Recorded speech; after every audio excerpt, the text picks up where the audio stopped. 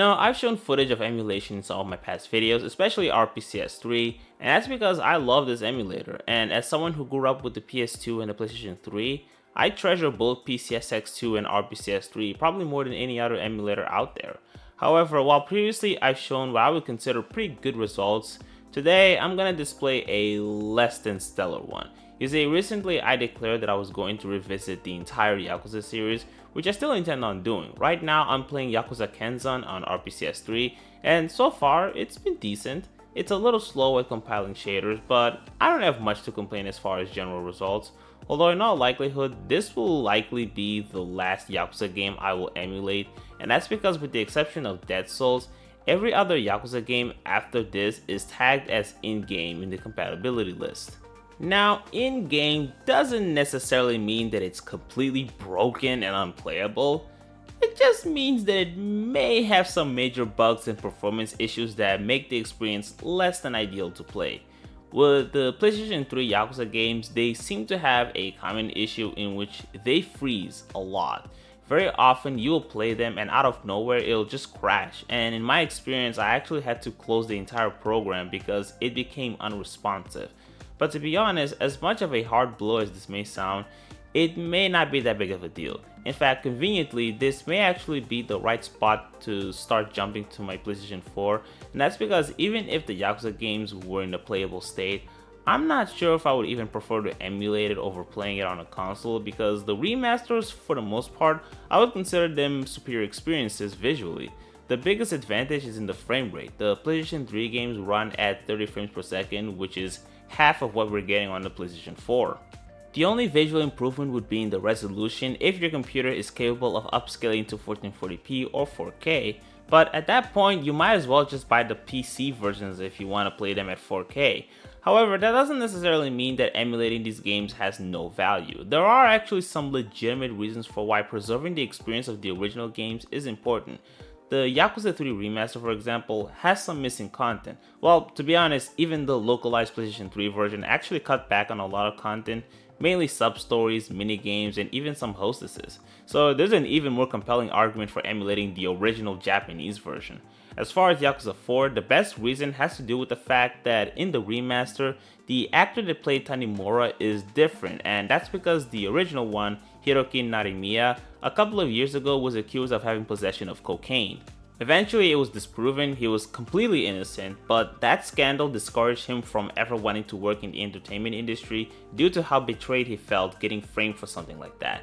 Because of this, they had to replace the actor, obviously for licensing reasons, and maybe also to wipe them from any potential stain because Japan has a very harsh stigma against drug use. However, I think the original actor absolutely deserves to have his history preserved. There's actually a mod for the PC that replaces both the model and the voice of Tanimura to match the original one. From what I could tell, it seems like it's pretty well done, but another alternative would be to emulate the original game, which is exactly what I'm going to do in this video. You see, even though emulating Yakuza 4 certainly does lead to a lot of crashes, a lot. In fact, prior to me writing this video, I tested the game raw just to remember how much it crashes. And it is not fun. I really do not recommend anyone playing the game at this state. It is unbelievably miserable. But there are some changes we can make to mitigate this issue. So first of all, we'll need to enable the debug tab. Because I'm running the Linux build, what I need to do is go to the RPCS3 config folder and look for a folder called GUI configs. After locating it, you need to open a .ini file called current settings. You can open it using your preferred text editor, and afterwards try finding where it says show debug tab. Now in my screen you will see that it says true, and that's because I changed it prior to me recording this, but normally it's written false, and all you have to do is replace it with truth. Once you do that, when you open RPCS3 again, you will see a new tab in the configuration called debug. Why is it not enabled by default? I have no idea, but that's besides the point. Once you open it, go to the section called core and make sure to enable accurate getlar.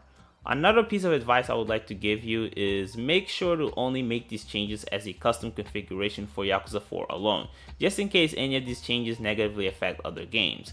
Now, when I tested the game after making this change, things did look like it improved, but I did experience some additional issues.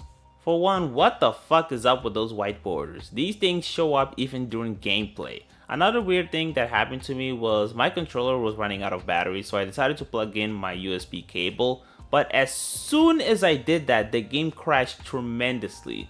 Was this a direct result of me charging the controller, or was it a weird coincidence? I have no idea. Only Matsuri knows. But I did decide to make some additional changes following this. I enabled multi-threaded RSX to improve the performance a little bit, and I also increased the resolution scale threshold, mainly to minimize the white borders that we saw earlier. After that, the game seemed to be at a relatively playable state. I was actually capable of finishing the entire first chapter, which was way more than I'd ever achieved when I tried emulating this game in the past. Now, I don't know if the game becomes crash free after this. In fact, I went out of my way to stop playing the game, otherwise I would have ended up playing it for hours. So maybe it might freeze later on, or there may be another bug that I'm not aware of, but at least from where I stopped, everything seemed fine.